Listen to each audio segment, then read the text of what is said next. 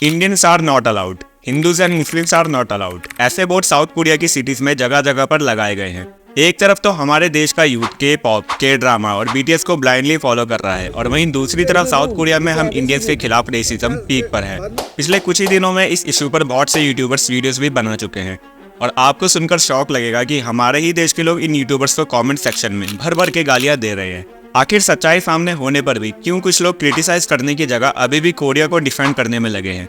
South Korea को तो छोड़ो, हमारे अपने ही देश भारत में कुछ रेस्टोरेंट्स और गेस्ट हाउस ऐसे हैं जहां हम इंडियंस को जाना ही अलाउ नहीं है। आंध्र प्रदेश के अनंतपुर डिस्ट्रिक्ट में किया मोटर्स, जो कि एक साउथ कोरियन कंपनी है, के आसपास जितने भी कोरियन रेस्टोरेंट्स और गेस्ट हाउस है, हम इंडियंस को जाना अलाउड ही नहीं है। आप में से बहुत से के पॉप लवर्स सोच रहे होंगे कि डिस्क्रिमिनेशन तो हर जगह होता है। यूएसए, ब्रिटेन, फ्रांस, इवन हमारे खुद के देश में रेसिज्म एक सोशल इशू है।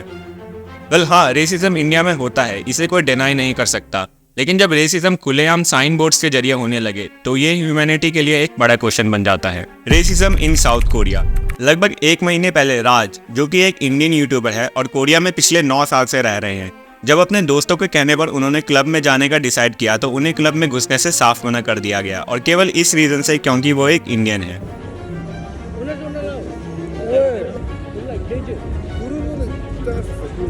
It's a rule. It's a racist rule.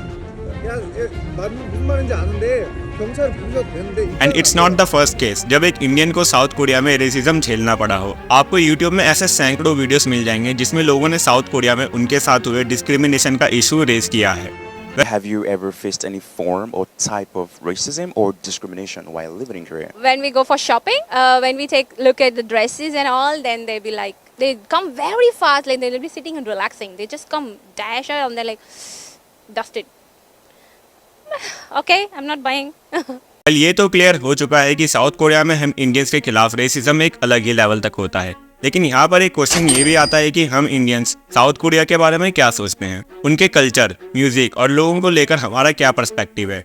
Well, इसका जवाब जानने के लिए हमें कहीं और नहीं बल्कि यूट्यूब पर ही South Korean reaction on India इस कीवर्ड को टाइप करना है। आपको ऐसे हंड्रेड्स ऑफ कोरियन चैनल्स मिल जाएंगे जो इंडिया में रिएक्शन देकर मिलियंस में व्यूज छाप रहे हैं और उससे अच्छी खासी अर्निंग भी कर रहे हैं। मतलब हम इंडियंस का माइंडसेट ऐसा हो चुका है कि अगर कोई फॉरेनर हमारे कल्चर, मूवी, म्यूजिक पर रिएक्ट कर दे, भले उसे वो बिल्कुल समझ ना आए, फिर भी हम बहुत खुश हो जाते हैं। लेकिन अब इसका ठीक उल्टा करके देखो और ढूंढो कि ऐसे कितने इंडियन चैनल्स हैं जो कोरिया पे रिएक्ट करके वहाँ की ऑडियंस से व्यूज छाप के पैसा कमा रहे हो।